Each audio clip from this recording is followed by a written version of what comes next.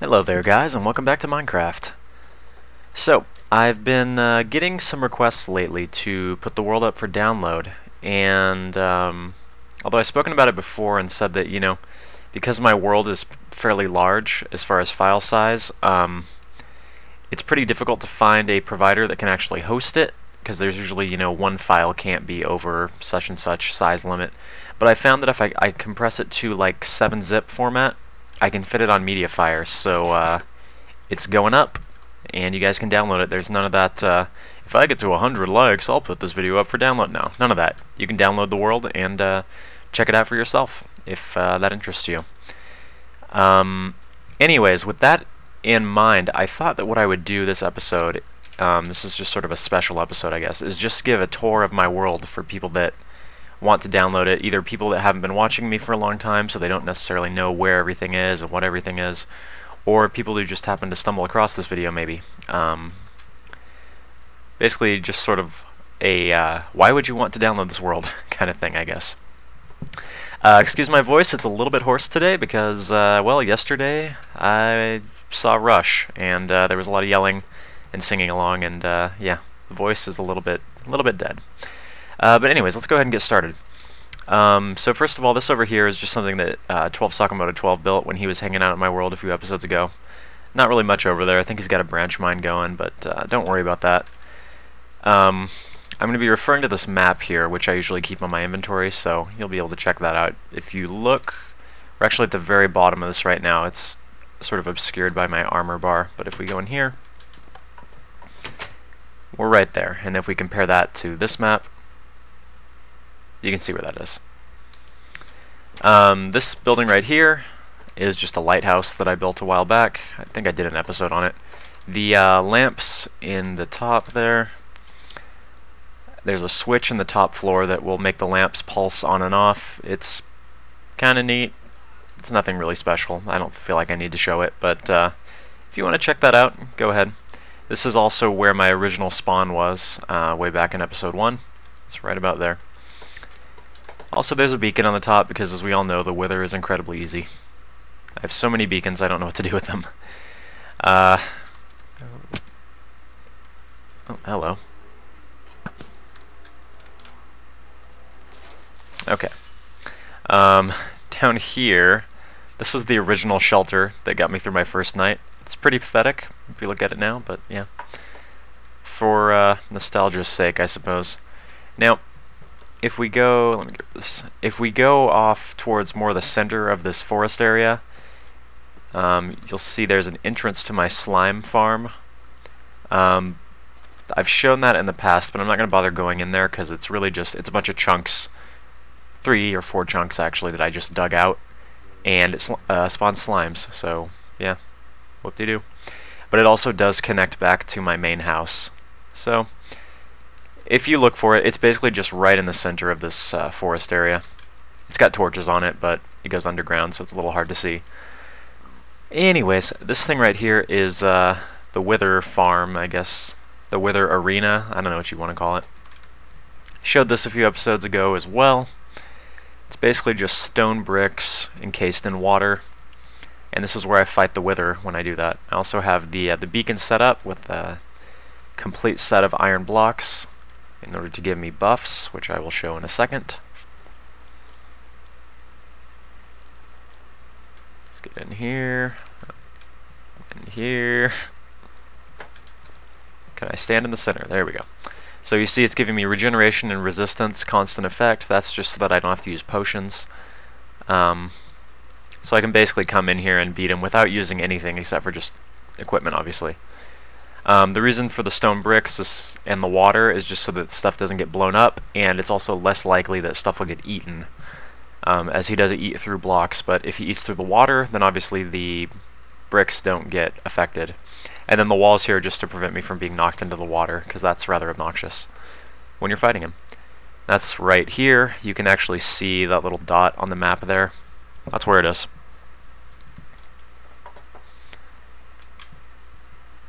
And of course, yeah, another beacon. Okay. So now we're going to want to head into the desert towards that That green area in the middle there, that's where the main house is. And again, you can just walk there, or you can, oh come on. You can take the slime farm entrance, which is, it's over in that direction.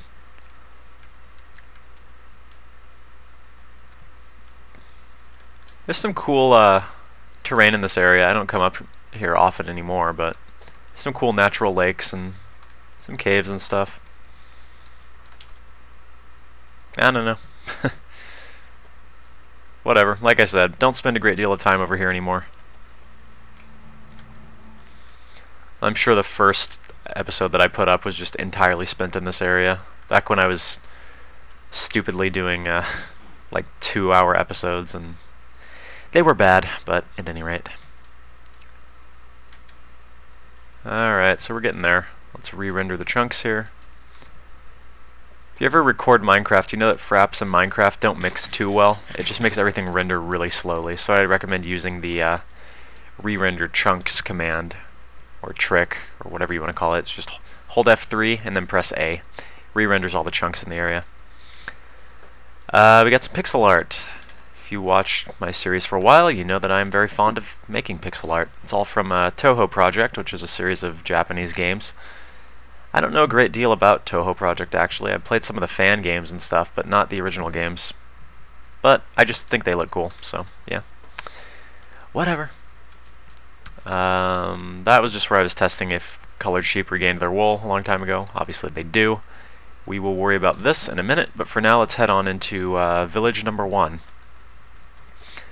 Now this is obviously that big green area on the map, as you can see right there. This was the first village that I found when I started my world.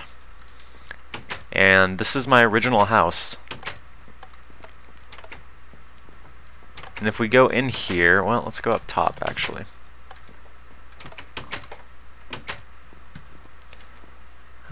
This entire area here of this village is actually walled off and lit, meaning that it's actually 100% monster proof. Well, 99% monster proof. The only thing that can actually happen is if an Enderman happens to teleport in here by accident. But if we take a look, I'll just jump off. If we take a look down here, this little ledge here prevents spiders from crawling in because it's on the outside as well. This wall here is half slabs, and then everything else in here is completely lit. So yeah, it's basically monster proof, like I said. Now most of the buildings in here are ones that I built to look like, you know, normal buildings that you would find in a village, but let me just take you over to some of the ones that are a little bit more unique, I guess. So the blacksmith is here, and pretty much anytime you see these item frames, you're going to know that that's a trader. I have most of the deals for these guys, but not all of them. The butcher is in here. As you can see, I basically just trapped all these guys in with fences.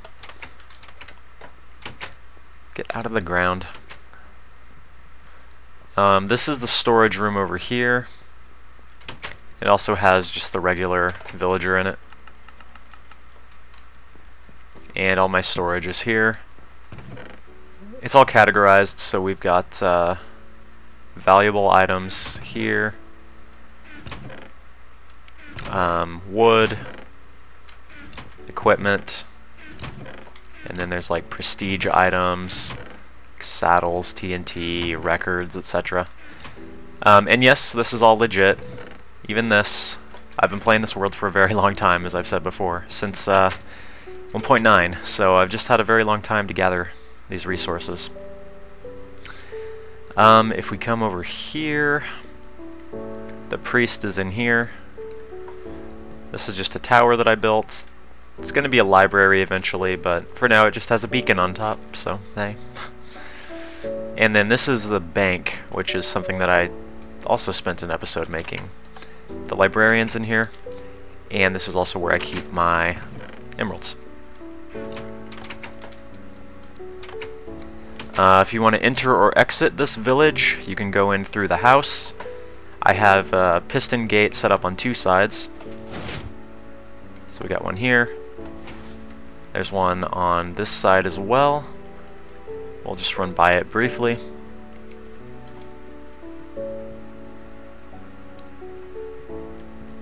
See right there? And then over here, there's actually another exit. This is sort of an underground area, and it basically just leads out here to under the water, so that you can make a secret escape, I guess. I don't know. Now, normally I would go ahead and sleep at this point, but I think I want to show off what the village looks like at night, so let's do that. So we're gonna head back into the house. And now, you know what, we'll go ahead and sleep because we got some other places to stop off on the way. Okay.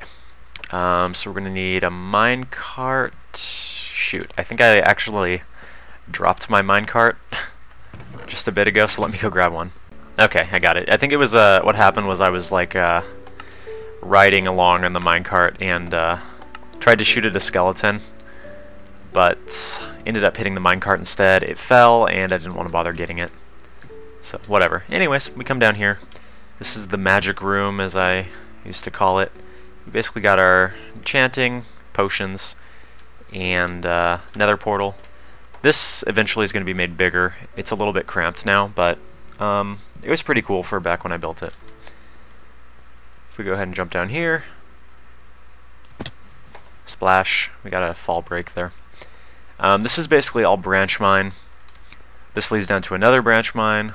This leads up to another branch mine, and all sorts of that stuff. But this is what we want for now. Oh, actually, one last thing before we get any further.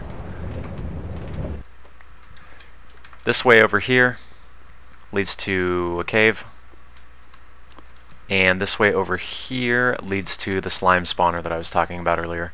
It's a bit of a walk, but it's all just straight tunnel. Okay.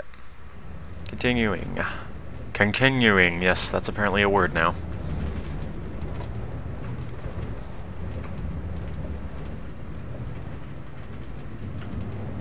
Alright, so that leads us up to the track here. Also, if you go down this little thing right here, there's a spider spawner, but I haven't done anything with that. So now we can get a view of both the pixel art and the village from up here. It's kind of why I built this here, is because I wanted to have something to look at while we, or while I went along up here. But it looks very good. Let's re-render the chunks again.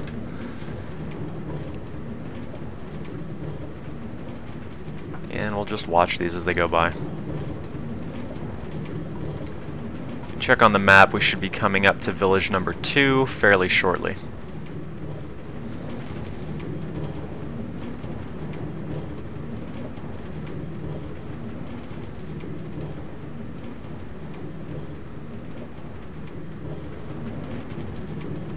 That's it right there, actually.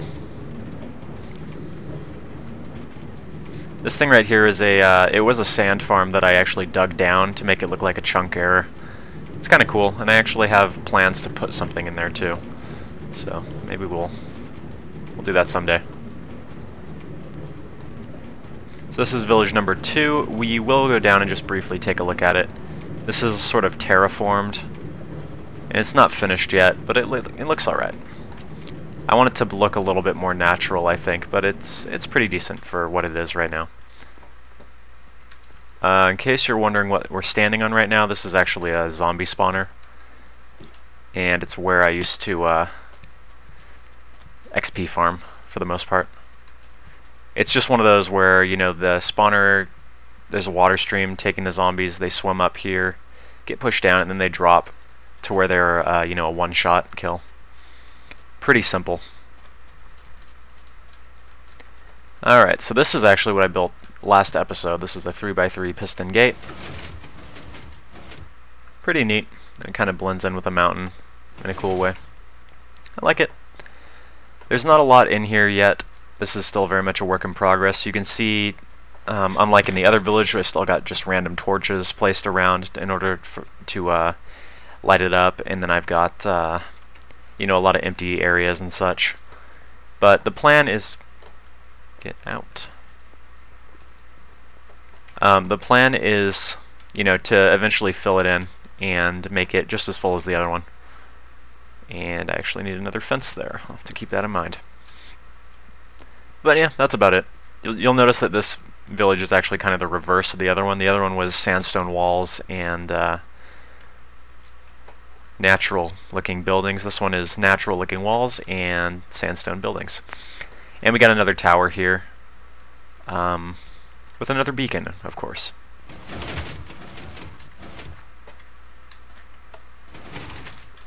Alright, let's continue on. I'm trying to get through this as rapidly as I can, because there is a lot of stuff to show, but I don't want this to be like a 40-minute video or something.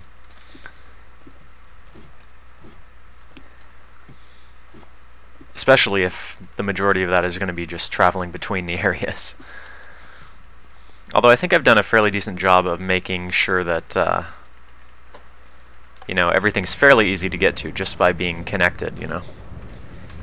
Ever since I started playing Minecraft back in 1.3, 1.4, my original 1. Whatever, the world that I played up through 1.7, had everything connected with rails, but it was much less expansive than this. You know, everything was within probably a 1,000 block area. So I always wanted to do that, just connect everything with rails, because not only is it convenient, but it also looks really cool. Alright, so this is village number 3. We're now right here on the map.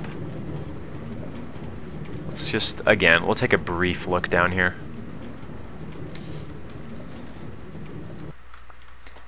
If you want to get down to here, there should be a ladder, yeah. There's a ladder on either side, so you can go down either over here or on the opposite end. So this is the pier that I made. I devoted an episode to this.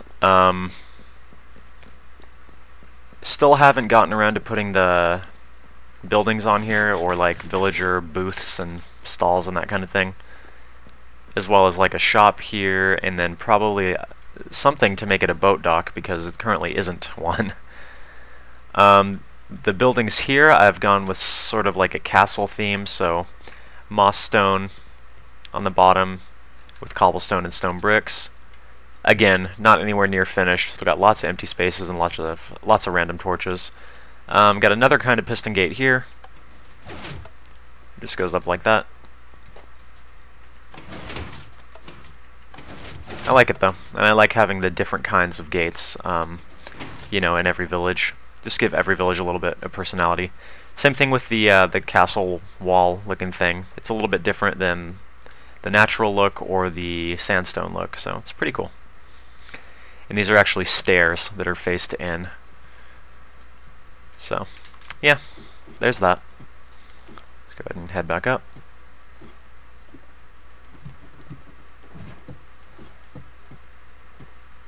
Also, I know that the way I've placed these powered rails is not the most efficient way. I just built this a while ago when I didn't know that it was not the most efficient way, and haven't really bothered to go back and fix it. I mean, I've already spent the resources, so it's really not a big deal to me.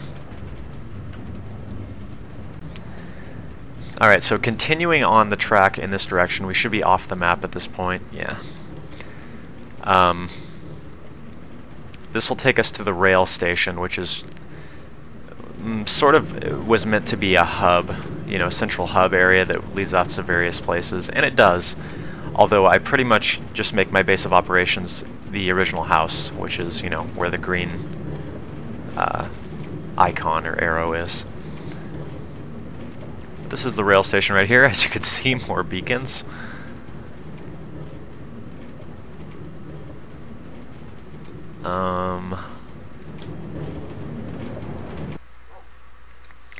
And then if you take a look here, this rail, if you jump in this one and go along, this will actually take you back home.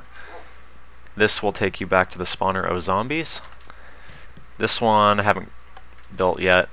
This one goes to the man cave, which is a cave. We'll go ahead and head over there, because there is one thing in particular I want to show there. And it's something, again, I've shown in an episode before, but this is more about a tour. It's not very far once you exit here. You render the chunks again. Yeah, it's just right here. Whee! Okay. And I'm just going to leave that there.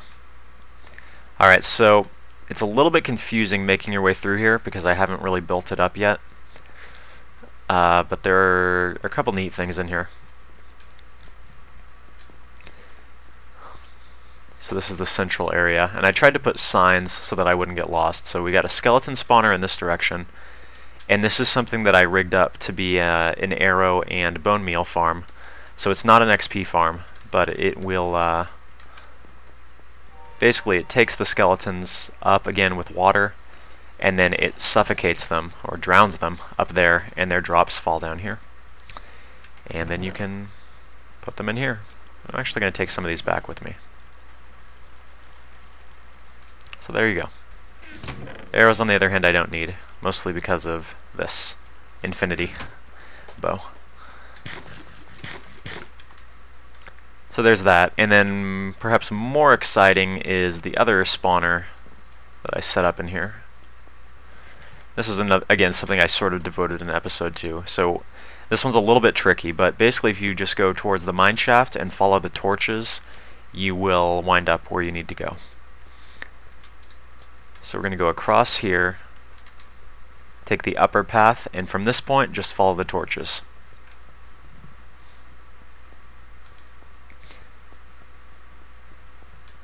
So we're still good, still good. And turn left here, again, because that's where the torches go. And then right here. So you don't want to go down, you want to go this way. And when you turn, you'll be able to see this thing. Now basically what this is a triple spawner XP system. It's fully toggleable with lamps. You can hear them. Basically there's a skeleton spawner here, a spider spawner here, and a zombie spawner here. Yeah, here. And I found that if you stand about here, you will actually trigger all three spawners. And then I rigged it up so that the skeletons would drop here, spiders here, and zombies here. It's not perfect. It mostly works in order to get the mobs down to where they're, a one-shot. The spiders, not always. Sometimes they end up with more health than that, just because of the way that they can fall on each other and cushion each other's fall. And yeah, they're actually a nightmare to work with, turns out. Let's see. I don't think there's anything here I really care to take back with me. And this is just for throwing items you don't want in. Okay, so let's make our way back out of here. So to get out, again, it's just the opposite. Basically, follow the torches.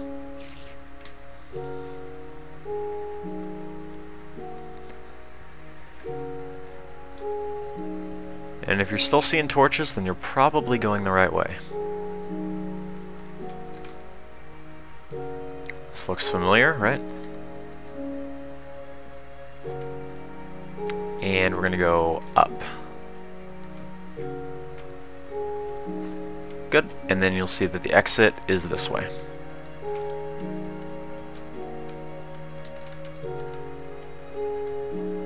Eventually, again, the plan is to build this out and make it a little bit more accessible with a little bit more stuff.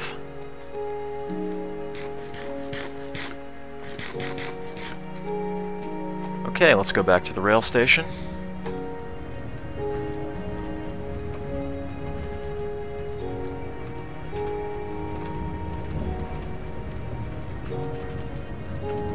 I haven't gone off too far in this direction. I know that there's a jungle like that way, and I've just been there briefly.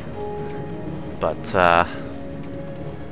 other than that, I don't think I've really gone this way. So,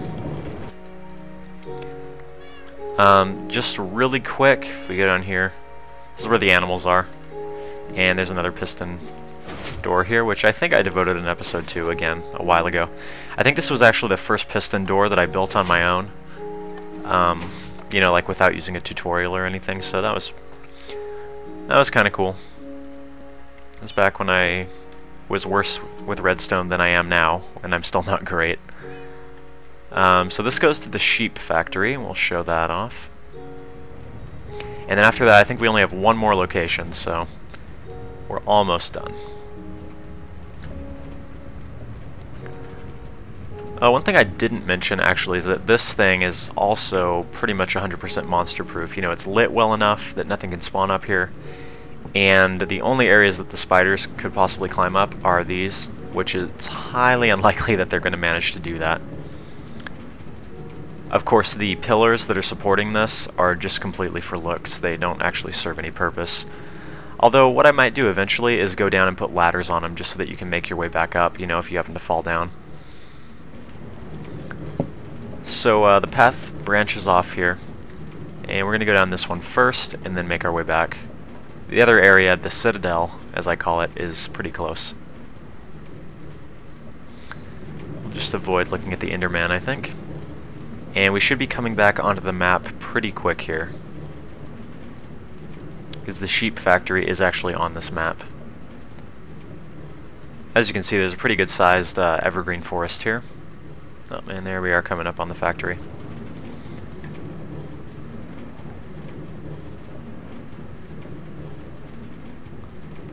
Now, I call it a sheep factory because it sounds funny, but it's really just a wool factory. It doesn't actually produce sheep, which would be kind of cool. It's also very loud here. Again, I did an episode on this, but basically I just have a room for every kind of sheep. It's got grass that I've found always seems to regrow at a rate faster than they can eat it, which is good. And then I just have the wool that I've gathered stored in here. And there's shears in this one, I believe. Got a nice little T-flip-flop door here. I like it. And this, of course, is how I get the wool for when I do my pixel art. Because otherwise, it would be very, very difficult to get that much wool. Whoop. Okay, so now we'll make our way back to the Citadel. Also, the smokestacks, completely pointless. I just think it's funny having those on something that's supposed to be producing sheep. It's just kind of silly.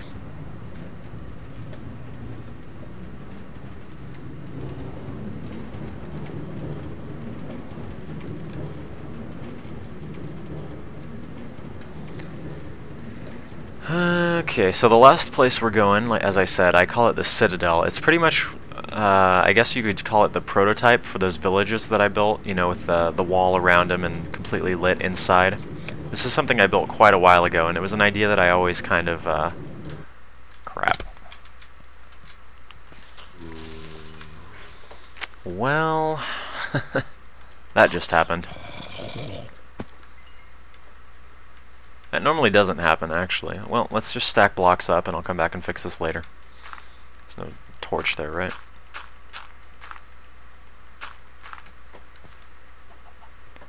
Anyways. The Citadel, as I was saying. So now probably what I'm going to do is go back and put ladders on all these just to make it easier to get back up. But as I was saying, the Citadel is basically, or alternately just bridge across there, that would make more sense. It's the, you know, the prototype for those. It was the first thing I built where I put a wall around an area and then lit up the inside. It's actually in a state of disrepair at the moment. I broke a bunch of the stuff in it just because I didn't like the way that it looked, and it's scheduled for a renovation, hopefully sooner rather than later. But as we come up to it, you will see it's one of the cooler looking things that I built, mostly because of that. I did a couple episodes on the construction of the floating island, and then the double helix kind of thing going around it. Let's get out here and take a better look. But the other stuff that I have in here is really not impressive at all. But this, I think, is a very cool looking thing. Now, again, I did an episode on this, but to make this double helix pattern, I actually had to just jump up there and then stack, you know, dirt in between to make that pattern. So it was a little bit nerve-wracking looking down and seeing, you know, that many blocks below me.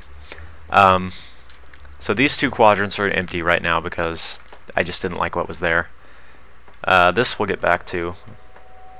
And this also is pretty bad. The only cool thing down here is the potion room. which is this. I like this water supply. It's an infinite source block right here. Got a storage room in there, and then, you know, if you want sugar, you just flip the thing. You want glowstone? Yep, you just flip that. So it's pretty convenient. And you can see the map here. This is actually due east of the main house, so let me pull up the other map and show you that. So compare this portion of the ice right here to the bottom right corner. You can see that. So basically, if you just exit the main house and run to the east, you'll end up crashing into this eventually. There's also, if you go a little bit further this way. Oh, by the way, we will get up to the floating island. Just give me a second. You'll see another beacon. That is where the stronghold is. So if you want to go into the end, that's where you're going to go. But I haven't built anything there yet, so you know, you may or may not want to check that out. So if we go up here, it does take a while to get up. I will say that.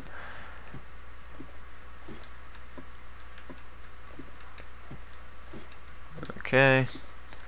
So we got the tower, and then I've just built a simple water elevator.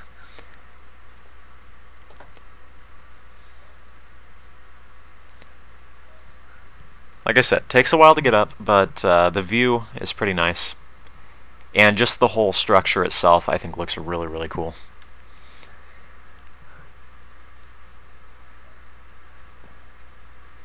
As we make our way up.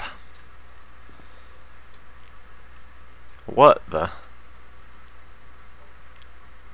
I can't say I've ever seen that happen before. This is not your day, buddy. Not your day.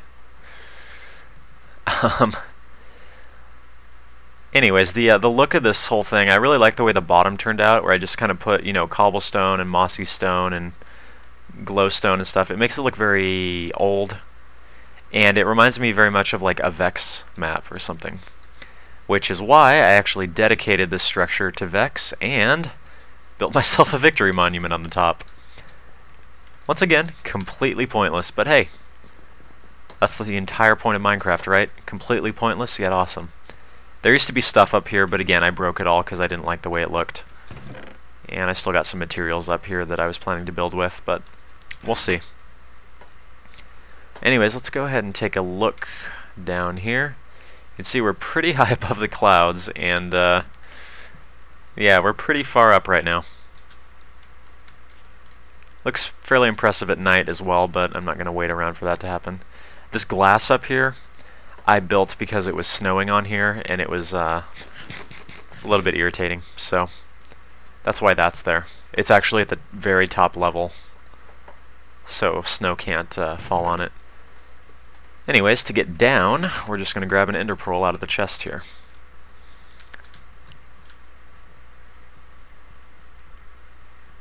And there we go. Whee! Yeah. Alright, now the cool thing about this nether portal, and this I think is the last thing that I'm going to show, is you go in it. I actually only have one portal in the nether, so just real... Well, hey, my game crashed. Good job, Minecraft 1.5.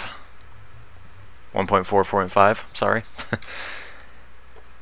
Anyways, yeah, there have been bugs since the new update, but anyways, you'll see there's a fortress right there as soon as you exit the portal, so keep that in mind. But what I wanted to show was that if you go back in the portal, come out the other side, it actually takes us back to here, to the original house. Let's go ahead and go up.